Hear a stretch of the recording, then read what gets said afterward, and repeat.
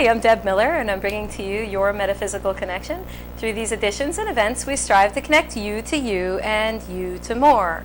So you can get more information on this show and who knows what else by going to our website, www.ymc-online.info, and send me your thoughts and comments through the Contact Us page. Send me an email. I'd love it.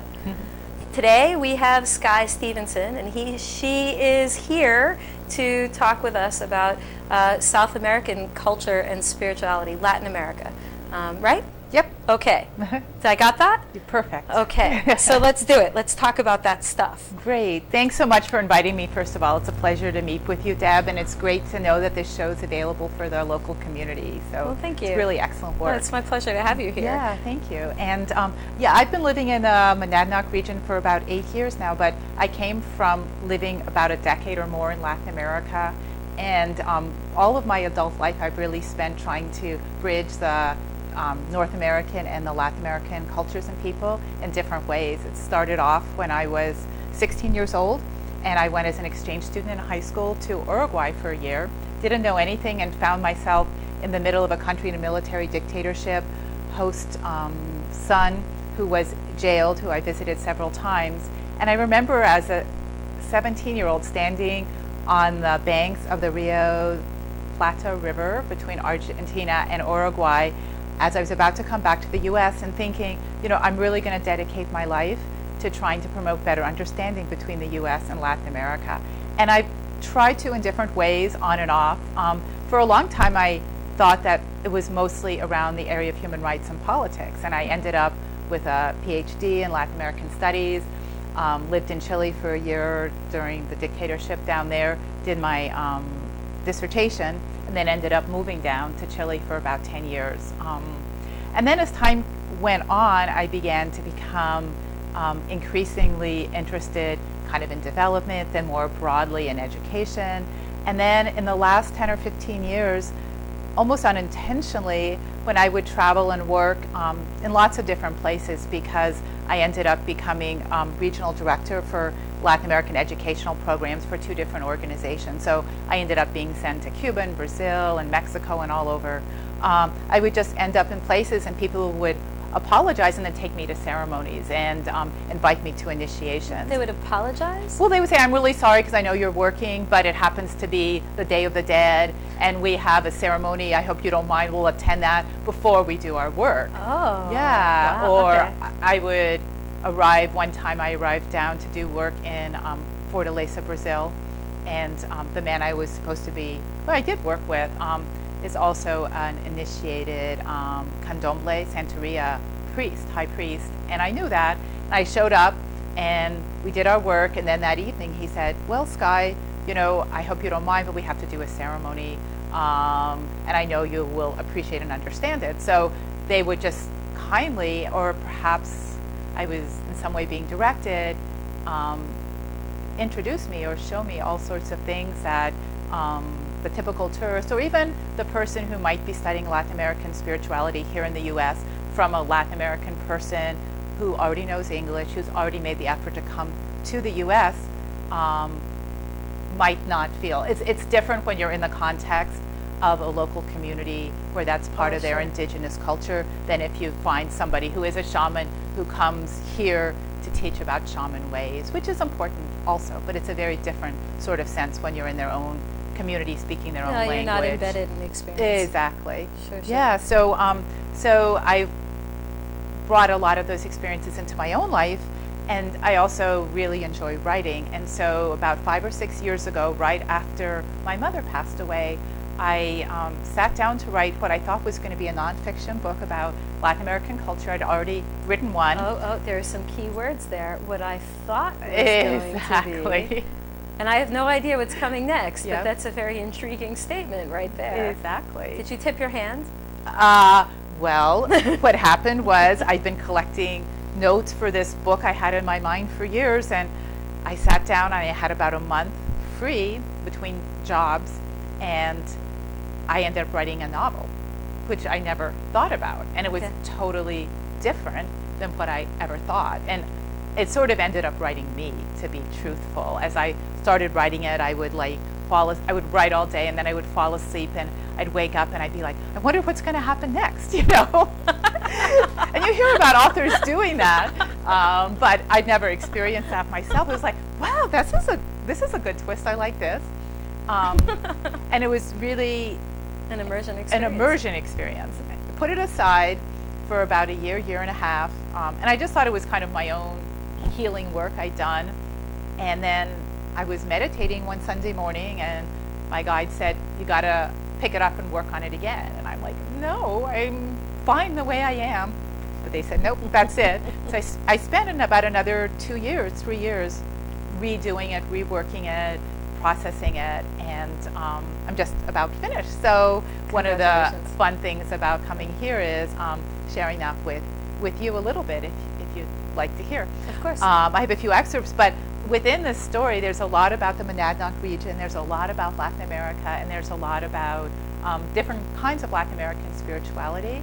I talk in the story and draw upon Candomblé and Santeria, which comes from the Yoruba people of Nigeria, who were brought to the Americas, were one of the larger groups brought to the Americas. And through their displaced diaspora, they were really able to bring some amazingly beautiful and powerful ceremonies and spiritual practices that have different names: Ifa, Orisha worship, etc. And it's very powerful. Did these integrate into the Latin American culture, or did they stay in certain places segregated? Oh yeah, well, when we talk about Latin American spirituality, there's so many different cultures and so many different subregions within Latin America. It's as wide and diverse as Europe or Asia in some ways. And so when we're talking about the African diaspora spirituality, it's been particularly strong, obviously, in places that have a strong African influence. So you have that a lot in the Caribbean area, Cuba, Puerto Rico, lesser extent Dominican Republic, a little bit maybe in the coastal areas of Nicaragua, Mexico, and it's also very strong in Brazil. Some people don't know, but Brazil is actually the second largest African country in the world after Nigeria. The northeast of Brazil is the largest Catholic country, and it's also the second largest African diaspora country. And it's very interesting when you compare the differences in the colonization process between Protestant English-speaking countries in the Americas and the Spanish or Portuguese Catholic-based ones, because not making a value judgment, but in the Catholic and Latin, Hispanic based cultures, the Africans were able to keep much more of their culture intact. For instance, here in the South, blacks were not allowed to play the drums, they were not allowed to speak their languages. Any instigation of their practices would be wiped out. And a really strong example is actually the Salem witch hunts, because if you look at that, it actually evolved from a woman from Barbados who was teaching the young women in Salem about some of her African practices, and it was perceived as witchcraft, and they were killed.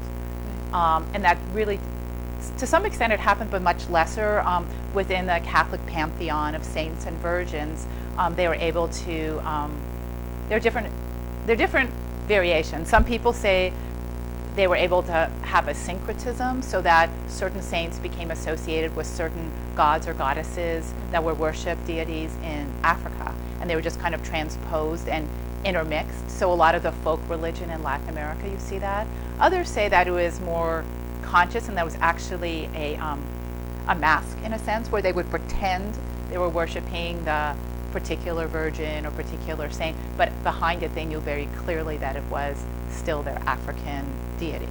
But there are places in Cuba and in Brazil where people still speak the languages from Africa in their liturgy. And if you take a videotape and go back to either Benin or Nigeria or whatever and show it, they think it's the next village. They don't know it's here. So so that's very powerful, and I've done some initiations in that area, and that's part of the story. That's Santeria and Candomblé. And in the Yoruba tradition, their deities are called Orishas. So I kind of interweave some of the Orishas' energies. They say in that tradition that each person has a particular Orisha that's on their head. And so if you know who your Orisha is, you're able to better understand your purpose and mission here. So that would be what we would term our guide? Kind of, yeah, it is. Though it's a little bit different because there's a set of Orishas. Some of them are actually people who maybe at one point were alive and are no longer. But it is a guide, and if you know your Orisha, for instance, this bracelet is an initiation that I did for one, and there's another. And if you walk in Cuba or in Brazil and people who are initiated by their necklaces, you know what Orisha they are. Or if you are in that faith or believe that, you can know for your children or your spouse who that is. And so by knowing that, you understand better who their temperament is, who their character is, and what their life path is. Okay. So that can help you better understand and work with them. So that's very similar to Native American tradition or even some Asian traditions. Exactly. Okay. Yeah, but instead of it being like an animal so much, it's for instance, my one of the Orishas on my head is Oya, which is the Orisha of storm and of change. And that's one of them, so you can have several. Well, you usually have a prime one, but a lot of times you might have a male or female Orisha. Okay. Yeah. So anyway, so she stands at the gateway of the cemetery, or also the marketplace. Anytime you have radical change happen, and there's a certain temperament. They even say that when you have the ceremonies, depending on how people dance, you can see who their Orisha is. So it's interesting. How many of them are there? Well, there's quite a lot traditionally in Nigeria, and it was sort of changed because it was more place-based in Nigeria.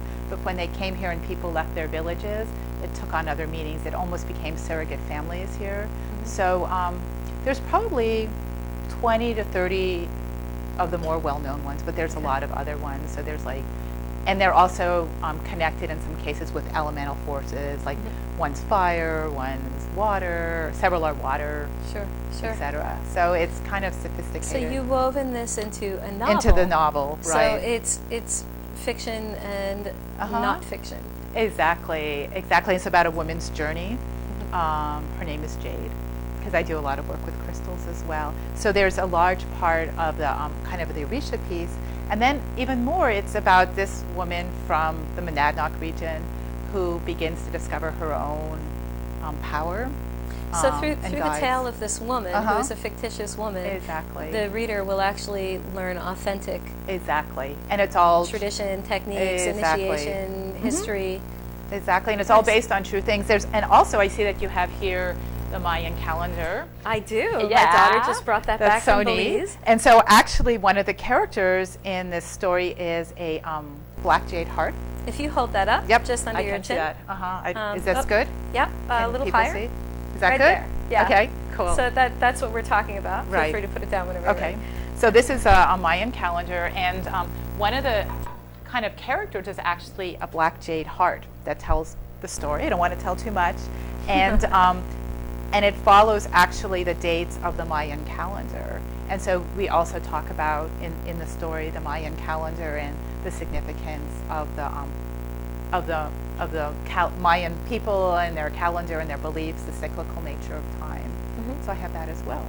So and that's really interesting. So I'll read one excerpt, and then maybe we can talk a little bit. I chose two, and I didn't choose any that were too far toward the back because I want I don't want to give away the ending. But this first one is almost at the beginning, and this is actually based on the true story that happened to me that opened the story when I found my mother dead in bed, actually, and I then a few days later wrote this. So this beginning part is very authentic to what happened to me. And I want to say that even though this is going to be aired in July, we're taping it the day before my mom would have had her birthday. She was born on June 17th. Oh, are you going to have a cake? I should, yeah. Of course. As a medium, I always recommend we That's celebrate nice. them instead of mourning them on these days. Definitely. You do something that was their favorite. We were thinking about Haagen-Dazs ice cream. There you go. That would be perfect. She was convinced that she had her stroke because she ate a gallon of Haagen-Dazs ice cream the day before. That was one of her. She said she was going to sue Haagen-Dazs. How many strokes would we have had if we That's great. So my sister and I were planning to pig out on ice cream That tomorrow. sounds perfect. Yeah. Perfect. Yeah. So anyway, these are just a few short pages, and it's right almost the beginning of the story. So Jade has come to this her mother's house and has opened the door. Her brother, and she called her mother, and her mother didn't answer the phone. So she's kind of a little nervous about what she's going to find. Whenever people asked Jade to describe what happened next, the only word she could come up was beautiful. It's not a word that anyone would expect, but that was the first thought that appeared in her head when she stood at the threshold of her mother's bedroom and looked inside. Of course, the first thing Jade saw was Olive, her mother. She was lying in bed, her head propped up by several puffy white pillows and a celadon green silk scarf around her neck. Her eyes were gently closed. Jade couldn't remember when she'd seen her mother so radiant. It didn't surprise her in the least that her mother didn't turn to say hello. An eerie sense of normalcy reigned. Papers were piled high on her mother's desk, as always. Shocking pink, mustard, and tangerine-colored zinnias stood in a Japanese-style vase on the bedside table. Next to them, her mother's eyeglasses rested, as if waiting to be called to use once again. Jade noticed a yellow pad of paper resting next to Olive's left hand. She guessed that her mother was writing something when she paused for a brief moment to close her eyes. The thought made Jade smile. It was so like her mother. Her insistent notes sometimes drove Jade and James crazy. They were typically written on small lined index cards. Some were even scribbled on random pieces of paper. Are you sure you're not talking about my mother? This is my mother. I know. The subject matter of these infamous note cards varied widely. Yeah, maybe it's various people's mothers. Some were simply reminders of people's names, of things to do, of presents to buy, of sales at a store. Others might list a book she hoped to read or a movie she wanted to watch. A few were more philosophical in nature. One that Jade particularly liked said, "In the end, we're all stardust." When Jade had asked her mother where she'd found this quote, her mother had simply smiled. But a legal-sized pad of paper was uncharacteristic. It was this pad of paper as much as what she guessed she was about to find that drew Jade forward into the room. Silently she moved closer. Only Olive's 2 arms were visible. The rest of her body was covered by the cream-colored winter quilt. There was something about them that was different. It took Jade a minute or two to figure out that was the fingernails. Each one had a dark mark along its base that almost looked like a tiny crescent moon. Jade guessed that this must be what happens when people die. She realized this was the first time that she'd ever seen a dead person so close. Jade was uncertain what to do next. She didn't feel quite ready yet to touch her mother, and so she turned her attention instead to the pad of paper. Now that she was closer, she could see that there was an open pen next to it. Curious, Jade picked up the pad and read in her mother's unmistakable handwriting, "Tell Jade about the spirits of place." It was only a short phrase, 7 words, 30 letters to be exact. But it was enough to shift the whole essence of the experience for her. She couldn't help but wonder, perhaps selfishly, what her mother could have possibly meant. But she had more pressing matters to attend to right now. So she went to place the pad of paper on her mother's bedside table. It was then that something else drew her attention. It was an open letter. Next to it, slightly askew, was the envelope from which it must have been taken. From the look of the letter, Jade could tell that it was an old one. It was written on the same kind of onion skin that Jade used to write letters home when she'd been an exchange student in Chile 20 years ago. The kind that was good for airmail letters because it was so light. That was before email took over and the art of letter writing seemed to have been lost. In fact, Jade wasn't even sure where that kind of parchment could be purchased anymore. She hadn't seen it for sale in any store for years. For a brief moment, Jade wondered if her mother might have been reading one of her letters. Maybe she'd kept them and liked to review them every now and again. She understood that parents could be like that, even if she herself wasn't a parent yet. But Jade had to discard that hypothesis when she got a better look at the document. It definitely wasn't her handwriting or that of anyone she recognized. Searching for any excuse to put off what she knew she would soon have to deal with, Jade decided to read it. March 3rd, 1973, Olive. I write to say that we distant but still connected. Know your secret. Baby is girl. Have special destiny. We say her name Jade. Luz Clara is okay. No be afraid. Remember, person who say less gain more. Ashe. BJ. This old letter was even stranger than her mother's last note. Not only had it been written about 6 months before she was born, more importantly, this was the first time Jade learned the origins of her name. She wondered why her parents had never told her that someone named BJ had suggested her name. Who was this BJ anyway? And Luz Clara, for that matter.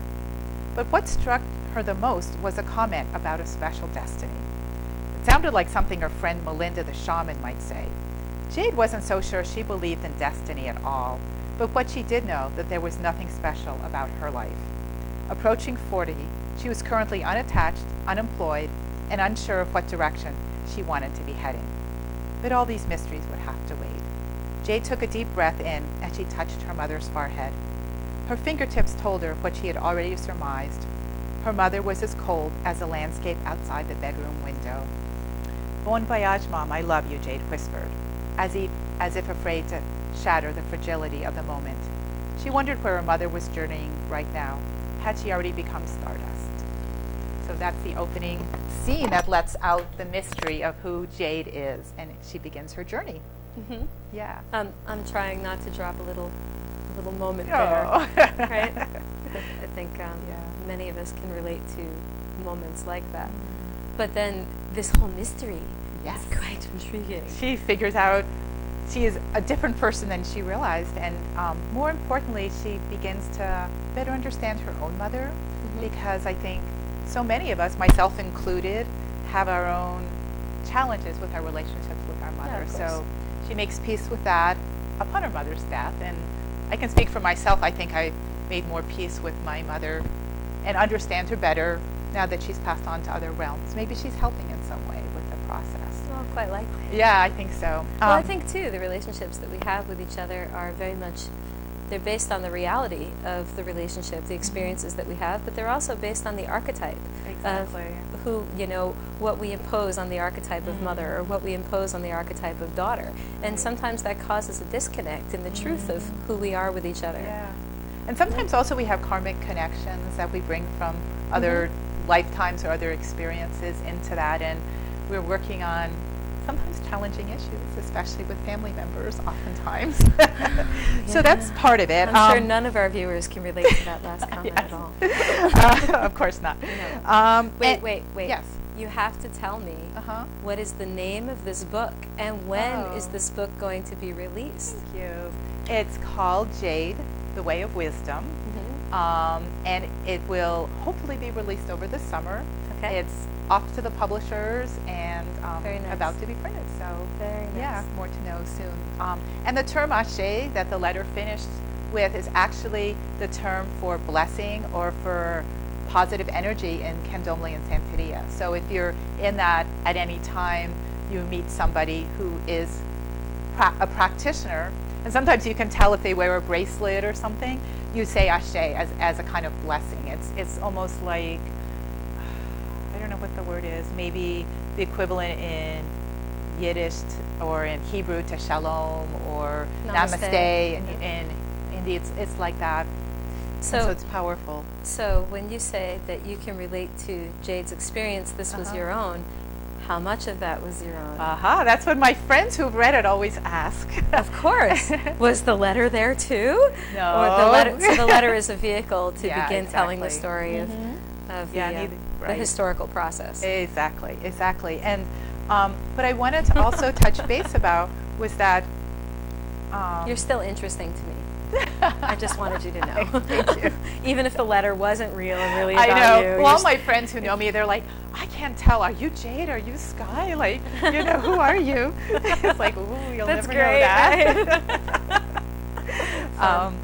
But it was, as I mentioned before, the process, the first time was kind of just this dump of things. It was just beautiful and very healing. And then when I went back and reworked it in a more well, I was at a different point in my life, and when you go through an edit, that's different than the kind of the original sort of channeling intuition. Yeah, and I made a lot of changes. It was so interesting because I kept saying, why am I reworking this, and to what purpose? And it's so much work. And then at the very end, it was only when I went through the second edit, and I was doing the very final scene, which is at the memorial to her mother, which happened 6 months later. Her mother, Olive, dies on the winter solstice, and they hold her memorial on the summer solstice.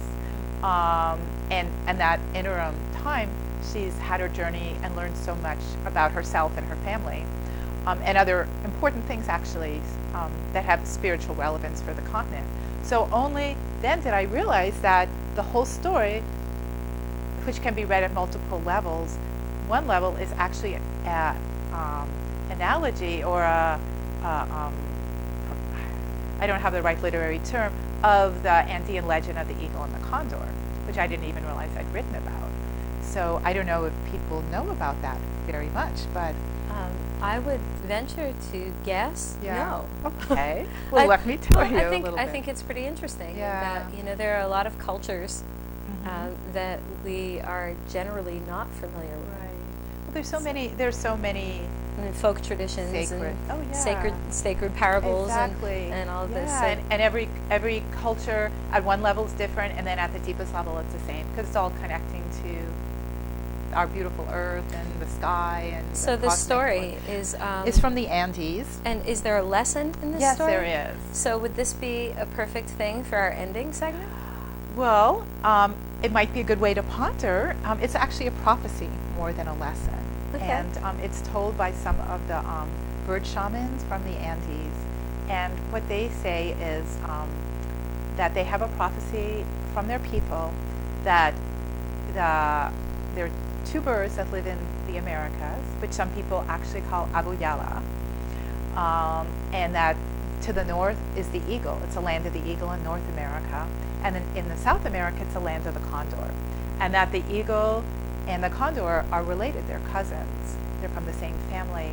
That the condor, it has a larger body, but the eagle actually has a wider wingspan. And according to this legend, the eagle and the condor at one point flew together in peace. But then the people from the land of the eagle thought that they were better than the land of the condor. The eagle tended to have a very sharp mind and to be very analytical.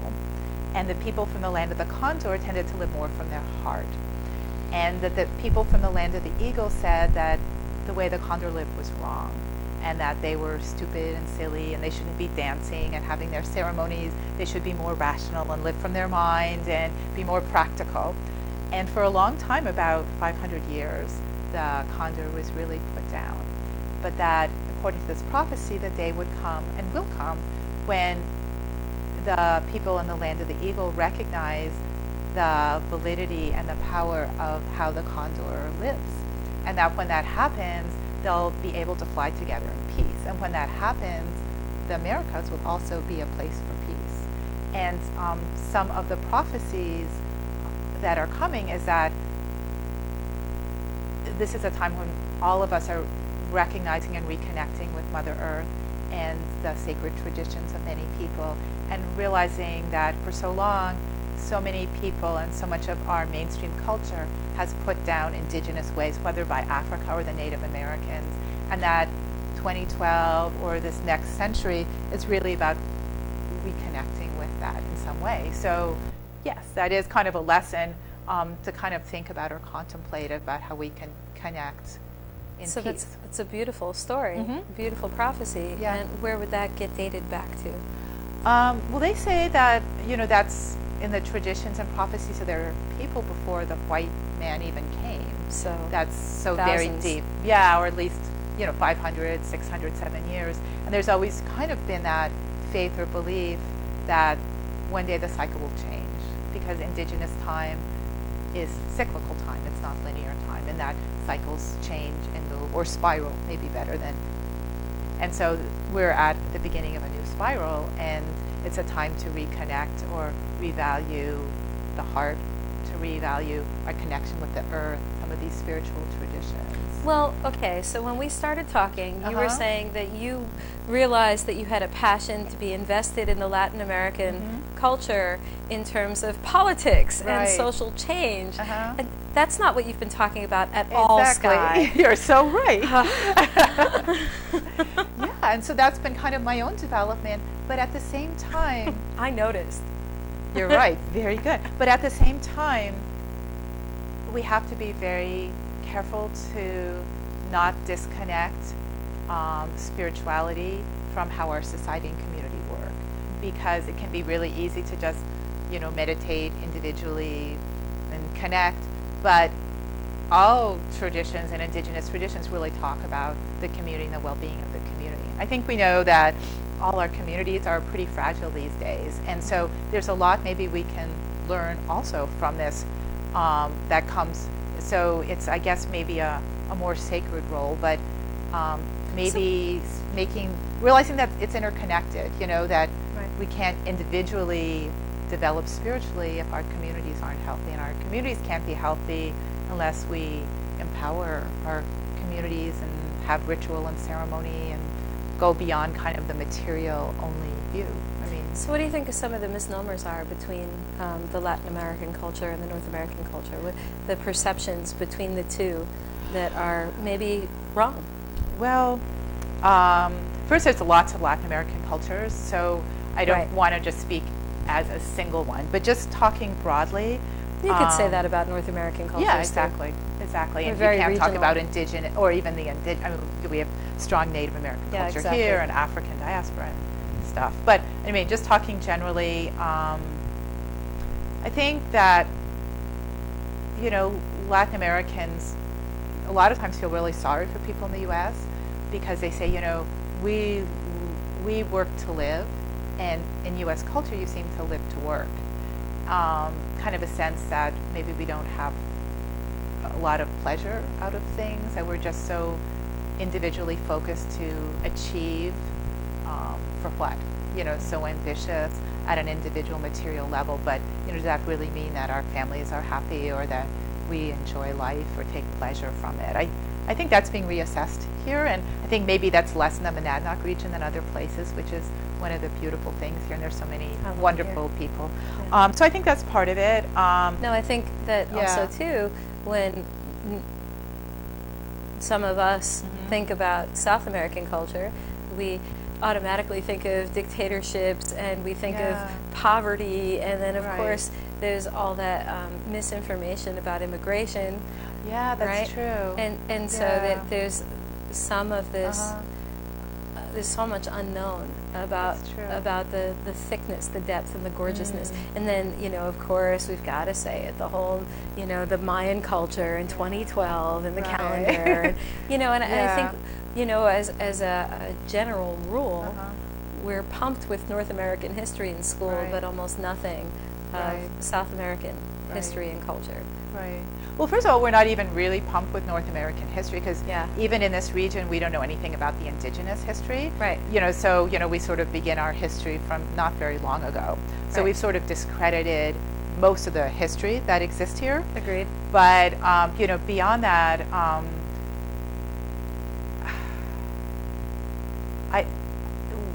we have been acting like the eagle for a long time. Yeah. Assuming that we are better or superior. And actually, if you look at South America in particular these days, every single country in South America is a functioning democracy where I think some of the social welfare policies are actually more successful than in the United States. I mean, some of the changes that are happening now in terms of taking away union benefits, in terms of cutting social welfare programs, would not be permitted in most countries in Latin America. People would be out on the streets protesting. I just came back from a trip to Chile, and I was there 2 weeks, and there were 2 sets of protests that are widely accepted as a form of social communication. It's, here in Kenya, I say, we're supposedly such a free country. I think that's not always so true. Our teachers aren't even allowed to protest when they don't have a contract or they'll lose their jobs. I came back from Chile where there were 1,500 people demonstrating in the streets peacefully with great respect. because they didn't like some of the educational policies. And at the front of it were rectors of 3 of the top universities in the country. And people put it on the front page with great admiration. Because it was a form of communication Yes. rather than a tantrum. Yeah, exactly. And so, I think there is a lot of those misperceptions. Ecuador, I work closely with an intercultural university there, an indigenous university. They've been at the forefront of bringing the whole struggle around development and good living. They introduced the concept that came from their indigenous nations. In Ecuador, there's multiple indigenous nations, that the goal of society should not be development, it's good living. And good living means respecting Mother Earth. And they've introduced that into the Ecuadorian constitution. The Ecuadorian constitution now, one of the guidelines is not just respecting individuals, humans, but it's respecting Mother Earth, and that's considered as important as respecting humans. So, including some of like the rainforest issues. Exactly. Well, I mean, Ecuador, the Ecuadorian Indians were the ones who had a massive lawsuit against Texaco for polluting the Amazon, and they just won after decades of struggle, probably the largest class action suit ever, and they were able to push Texaco out of the Amazon. Well, and what was that about flooding acres and acres? Yeah. Now in Brazil?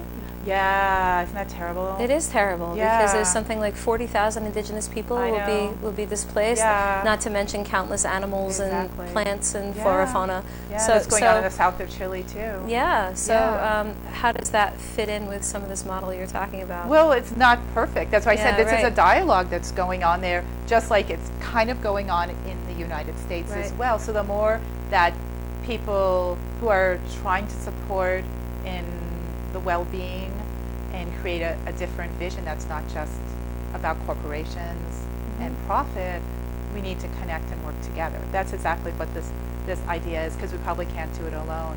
Yeah, and there's obviously high-level corporate interests down there as well. So you've devoted much of your professional career to trying to bridge this gap between the condor and the eagle. Exactly, yeah. So that's why it was so neat to be writing this novel and realizing at the very end, wow, this is kind of neat. I didn't even realize it's Jade's special purpose. It is.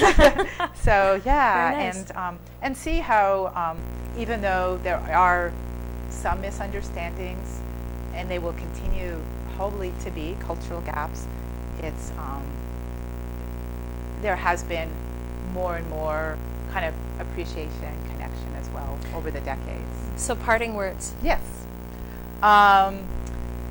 Well, I think just to have respect for people. Sometimes we forget in the Monadnock region, we think we're not a diverse area, but we have diverse citizens as well, more than we sometimes realize. There's a lot of people who are here from all around the world who bring amazing cultures, but even more, we all can connect with our own culture and truth. Whatever the tradition, it's all based upon respect, and we all have within ourselves. I think that's the biggest part I would like to come out of the story. If anything, we all have our own life journeys, and we all, if we listen to our own voice, can connect with everything around us, because we're all energy. We're stone and trees and stars and plants and animals. So this is all very, very important work that you're doing, and I'm very thankful that you were able to join us today. Thank you so much for inviting me. Oh, it was wonderful, and we'll see you again. Oh, thank you so much. Take care. So that was wonderful. That was Skye Stephenson, and she was talking about her book, Jade, The Way of Wisdom. The Way of Wisdom. And that'll be coming out this summer, and you'll see more information on the website about these things. And so something just for you would be to, she's right. We do look in the Monadnock region and we see a lot of homogeny, and we think that there are a lot of things that are the same. Some of that's imposed upon us, and some of that is, maybe the way it is, and maybe not the way it is. And so let's be curious about each other. And rather than feeling like we know many things, let's realize that as much as we know, we exponentially don't know. And perhaps we can learn more by more closely watching each other and asking questions and having the curiosity of a child in terms of getting to know the more that's around us. So until next time, be bold, be curious, be yourself, and be connected. Thank you. Bye.